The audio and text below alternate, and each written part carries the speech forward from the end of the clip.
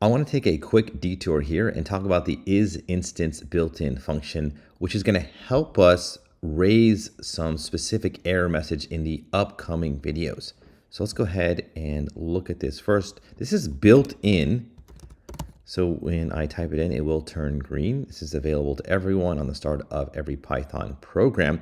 So the way it works is we want to determine whether a variable is of a specific type. So it's pretty simple. It just asks the question, is, in this instance, is variable a specific type? So we have to put in a specific type. Is it an integer? And it'll always return a Boolean, true or false. So if I do is instance a, is it a float? No, it is not a float. Is it a list? No, it is not a list. If we have like a variable called a list and it is a list, is instance a comma, or is a list, probably have a different variable name, that is true.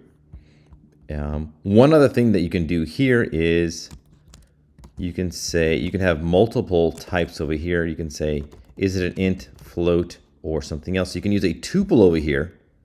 So notice this is a tuple. Is a either an integer or a float? That's true.